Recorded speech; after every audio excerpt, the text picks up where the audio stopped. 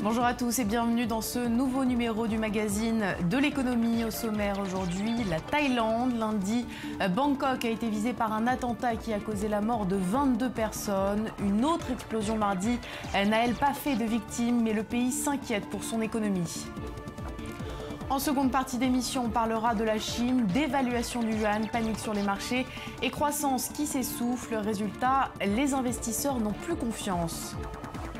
Et pour terminer, on se rendra en France, à Nantes, où les entrepreneurs sont de plus en plus nombreux à troquer leurs camionnettes ou leurs voitures contre des vélos. Mais avant, je vous propose de passer en revue ce qui fait l'actualité économique internationale. Et on débute avec l'Allemagne. Ce mercredi, les députés ont approuvé à une large majorité le plan d'aide à la Grèce. Un plan qui pourrait atteindre 86 milliards d'euros sur une durée de 3 ans. De quoi permettre à Athènes de rembourser sa prochaine échéance ce jeudi. 3,4 milliards d'euros à la Banque centrale européenne. Pour le ministre des Finances qui s'est exprimé face au Parlement allemand, il aurait été irresponsable de ne pas aider la Grèce. Écoutez. Bien sûr, après ce qu'il s'est passé les derniers mois et années, il n'y a pas de garantie que tout ceci fonctionne et évidemment, tous les doutes sont toujours permis. Mais au regard du fait que le Parlement grec a déjà adopté une grosse partie des mesures, il serait irresponsable de ne pas utiliser cette chance pour aider la Grèce à prendre un nouveau départ. Et mardi, c'était l'Autriche, l'Estonie, mais aussi l'Espagne qui donnaient leur feu vert au 3e plan d'aide à la Grèce. À Madrid, pendant la session parlementaire, le ministre de l'économie a reproché à Alexis Tsipras d'avoir retardé la signature d'un accord avec l'Eurogroupe. Mais malgré ces critiques, il a une nouvelle fois affiché son soutien à Athènes. Écoutez-le. Ce gouvernement a toujours soutenu la Grèce. Nous avons toujours été en faveur d'un 3e plan de sauvetage. Et surtout, nous avons toujours été en faveur de la présence de la Grèce dans la zone euro. Nous avons assisté à toutes les sessions de négociation avec l'esprit ouvert. Et notez que l'Espagne devrait contribuer pour un peu plus de 10 milliards d'euros sur l'ensemble des 86 milliards promis à la Grèce. En France, terminées les vacances, le gouvernement a fait sa rentrée. Au menu de ce premier Conseil des ministres, plusieurs dossiers importants comme les prochaines élections régionales, la conférence internationale sur le climat, le budget de l'État pour 2016 ou encore la succession de François Rebsamen qui va se consacrer à la mairie de Dijon. L'identité du prochain ministre de l'Emploi devrait être connue rapidement selon l'Élysée. Autre dossier brûlant qui préoccupe le gouvernement mais qui, lui, n'a pas attendu la rentrée, c'est la crise du porc. Mardi, le prix de la viande au kilo est passé sous la barre symbolique des 1,40 €, un montant que les deux principaux industriels du secteur, Copperle et Bigard, refusent toujours de payer, car selon eux, ils pénalisent les produits d'origine française, notamment pour ce qui est des exportations. Pour le ministre de l'Agriculture qui s'est exprimé ce mercredi chez nos confrères de France 2, cette crise nécessite une réponse européenne. On l'écoute. Rien n'est résolu parce qu'on est dans une crise à l'échelle européenne qui est extrêmement profonde. J'ai regardé des chiffres hier pour essayer de travailler à la préparation précise du prochain sommet européen. Et quand j'ai eu le commissaire européen, je lui ai dit clairement, même si l'Europe a augmenté ses exportations vers la Chine, globalement, le fait que le marché russe se soit fermé, c'est autour de 100 à 150 000 tonnes de porc supplémentaires qu'il y a sur le marché européen.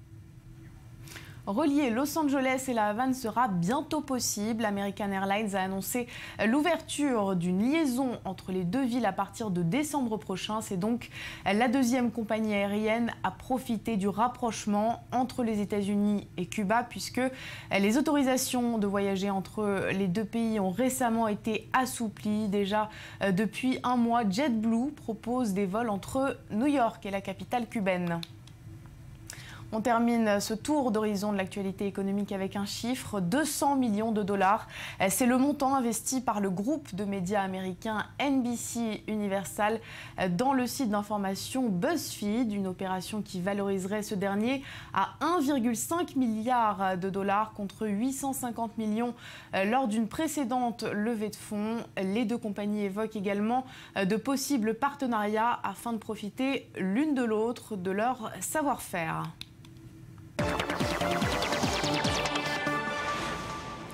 Le gouvernement en est persuadé, c'est son économie qui était visée. Lundi, un attentat à la bombe a fait 22 morts à Bangkok. Mardi, une autre explosion a retenti, cette fois sans faire de victimes. C'est donc un véritable coup dur pour le tourisme en Thaïlande, alors que sur les 7 premiers mois de l'année, le nombre de voyageurs avait pourtant augmenté de 25% par rapport à 2014. Les détails avec Anthony Lesme.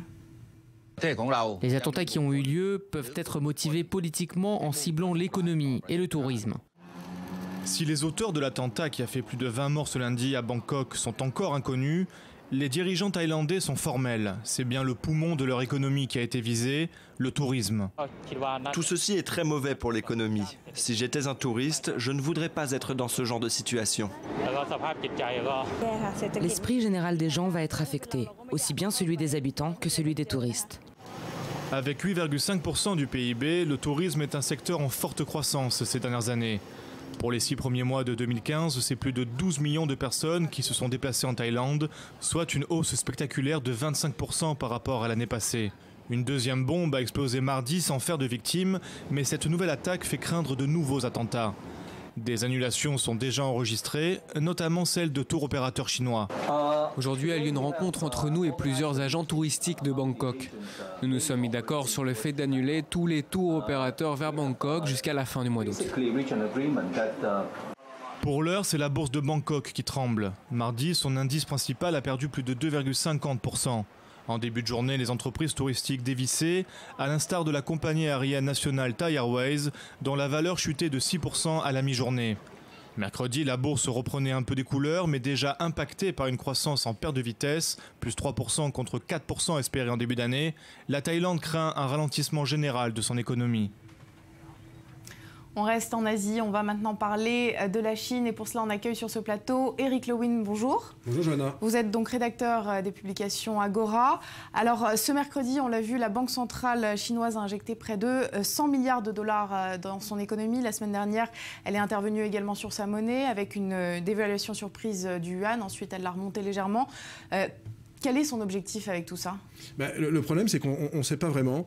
Ce qu'il y a, c'est que l'économie chinoise ralentit fortement. On était sur une croissance de l'ordre de 10% ces dernières années. Cette année, on aura au maximum 6,8% si on se fie aux prévisions du FMI. Mais vous savez, il y a certains économistes qui disent qu'il y aurait même un PIB en hausse de 2 à 3%. Donc il faut absolument que la Chine arrête cette hémorragie.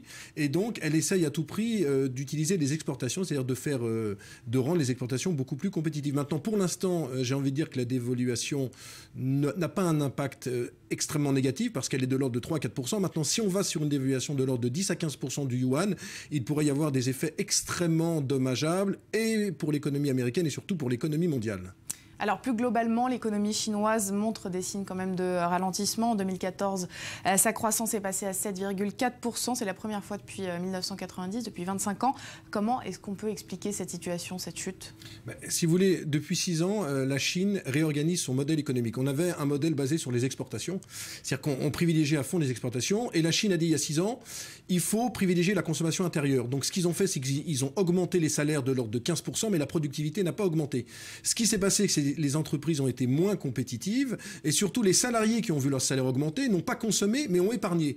La Chine, c'est l'un des pays où le taux d'épargne est l'un des plus importants au monde, ça représente 31% du PIB, ce qui est énorme. Donc ils ont eu un problème de virage et le virage stratégique n'a pas eu lieu et donc la consommation n'a pas encore pris le relais. À côté de ça, vous avez eu la construction qui commence à donner des signes de faiblesse. Il faut savoir quand même qu'entre 2000 et 2014, les prix de l'immobilier, que ce soit à Pékin ou à Shanghai, ont été multipliés par 3. Donc la bulle immobilière a commencé à exploser, ça fait 1 an et demi à 2 ans. Donc vous avez l'économie qui ralentit, la construction qui patine, l'immobilier qui ralentit fortement, et tout ça donne un panorama un petit peu contrasté et un petit peu difficile pour l'économie chinoise, où il y a un paradoxe parce que on veut privilégier la consommation, mais en même temps on fait baisser le yuan pour privilégier les exportations. Donc c'est un petit peu paradoxal tout ça. On a l'impression que le gouvernement chinois ne sait pas tellement où il va. Est-ce que ça reste un modèle basé sur la consommation? Est-ce que ça reste un modèle basé sur l'exportation? Je pense que c'est les prochains mois qui nous permettront d'en savoir un peu plus. En tout état de cause, la Chine veut absolument que la croissance reste autour de 6,5 à 7%, parce que en dessous, il y a 10 millions de personnes qui viennent sur le marché du travail tous les ans en Chine. Et en dessous de 7%, on ne peut pas absorber ces 10 millions de personnes. Ça veut dire du chômage supplémentaire, ça veut dire la consommation qui ne redémarre pas, etc., etc. Donc c'est pour ça qu'il y a urgence. Alors tout ça, évidemment, ça a un impact sur les marchés qui sont régulièrement dans le rouge depuis début juin. Qu'est-ce que vous en pensez? Écoutez, les marchés, il y a une volatilité énorme. J'ai encore regardé la séance de ce matin, on était à -3, on finit à plus 1,2%.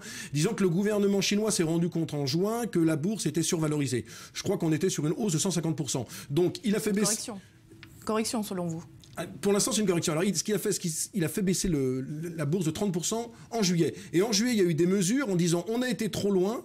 Il faut tout faire pour que la bourse ne baisse pas. Donc là aussi, le gouvernement chinois est un petit peu coincé parce que soit vous êtes dans un modèle complètement libéral, un modèle capitaliste, et vous laissez les forces de marché faire ce qu'elles veulent sur les indices boursiers. Là, on a vraiment l'impression qu'on veut aller vers un capitalisme, mais on veut avoir des pouvoirs publics qui légifèrent un petit peu et qui régularisent tout ça. Donc tout ça me paraît pas très sain. J'ai quand même l'impression qu'on devrait continuer à assister à une petite purge. D'autant plus que s'il y a encore des signes de faiblesse sur l'économie chinoise, il n'y a aucune raison d'avoir un indice à 3500 points. On devrait baisser plutôt encore de 10 à 15% pour que l'économie, si vous voulez, s'adapte à la sphère financière. Merci beaucoup Eric Lewin pour toutes ces explications. On change à présent de pays et même de continent. On va se rendre en France et plus précisément à Nantes. Là-bas, de plus en plus d'entrepreneurs décident d'abandonner leurs camionnettes, leurs voitures ou leurs motos au profit du vélo. Un mode de transport évidemment écologique mais qui se révèle aussi être plus pratique et surtout économique. Reportage. Un vélo, un triporteur et une remorque, voici le bureau de Simon. En tout, il y a 250 kg de charge, plus ce cyclo-vendeur. Mais on triche parce qu'il y a une assistance électrique sur les vélos, ce qui nous permet de faire les trajets sans être un sportif de haut niveau. La société de restauration ambulante est née il y a 2 ans. Comme les food trucks, l'idée est de se rapprocher au plus près de la clientèle. Le choix du vélo, une évidence pour les jeunes entrepreneurs. On évite les bouchons, les ralentissements, etc. On a des itinéraires cyclables qui sont identifiés pour chaque tournée et on ne perd pas de temps. Comme Ozon, ils sont une vingtaine d'artisans cyclistes regroupés dans un collectif unique en France, les boîtes à vélo. Oui, bonjour, c'est Anthony, le plombier. Ah oui, ok. Merci. Anthony a découvert le concept au Québec et quand il débarque à Nantes, l'une des villes les plus embouteillées de France, son choix est vite fait. Autre avantage du 2 roues, minimum 20 € d'économie à l'arrivée pour le client. On a très peu de frais de déplacement, de véhicules, voilà, d'entretien, donc ça se répercute aussi sur la facture. Donc pour des petites interventions, c'est relativement avantageux. Bras de déménageurs et mollets de cyclistes, Valentin et son associé ont choisi le créneau livraison. À la force des jambes, ils peuvent déplacer jusqu'à 400 kg. La démarche est ici avant tout écologique. Il y a un peu une démarche citoyenne puisque on prend du temps pour expliquer aux gens que c'est maintenant qu'il faut que les choses changent. On est dans une pleine crise pétrolière, une crise climatique sans précédent et du coup si personne ne fait d'efforts, en fait on ne va jamais y arriver. Et les efforts payent. La jeune société nantaise est finaliste d'un prix européen du développement durable. Fin du suspense dans quelques jours et remise des trophées lors du congrès international du vélo qui se tient à Nantes à partir du 2 juin. Et tout de suite, on passe au Media Watch.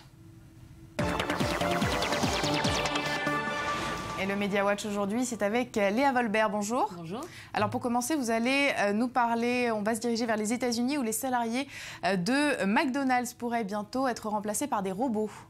Tout à fait. Les employés américains de McDonald's paieront le prix fort pour avoir osé manifester. Récemment, ils ont demandé une hausse de salaire. Après plusieurs jours de mobilisation, ils l'ont obtenu. Salaire doublé donc, mais pour peu de temps puisque le groupe américain a trouvé une solution bien plus rentable que la main-d'œuvre. C'est les robots. En Arizona, un McDonald's entièrement équipé de robots a déjà ouvert ses portes.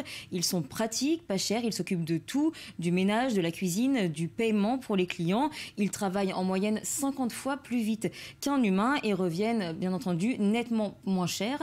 Alors pourquoi s'en priver? McDonald's envisage même de généraliser le processus partout en Amérique et à moyen terme partout dans le monde. Autre projet de McDonald's à plus long terme, livrer les commandes à domicile par drone. Alors, on va maintenant parler d'une nouvelle émission de télé-réalité, encore une, mais qui, cette fois, serait placée sous le signe de l'économie. Celle-ci s'appelle America's Greatest Makers. Le concept, c'est de réunir des créateurs d'objets connectés qui tenteront de convaincre les jurés et les téléspectateurs. C'est le groupe américain Intel qui s'est associé à Mark Burnett, le producteur de l'émission Survivor, qui est déclinée en France sous le nom de Koh-Lanta. La première saison de cette émission sera diffusée au premier semestre 2016. En jeu, la notoriété, bien entendu, mais aussi et surtout la coquette somme d'1 million de dollars. Et rapidement, vous allez nous parler d'une étude américaine encore qui va à l'encontre des idées reçues sur la publicité. Oui, voilà, très rapidement, contre toute attente, le sexe ne fait pas vendre. C'est donc le résultat d'une étude menée par des chercheurs de l'Ohio et qui est parue cette semaine dans le Bloomberg Business. Le filon est largement exploité dans la publicité. Cette étude révèle néanmoins que les hommes sont en moyenne plus réceptifs que les femmes à la communication. Merci beaucoup Léa Volbert et à demain. Voilà, c'est la fin de cette émission. Merci de l'avoir suivi. Le prochain numéro du magazine de l'économie, c'est demain à la même heure. En attendant, restez avec nous. L'information continue.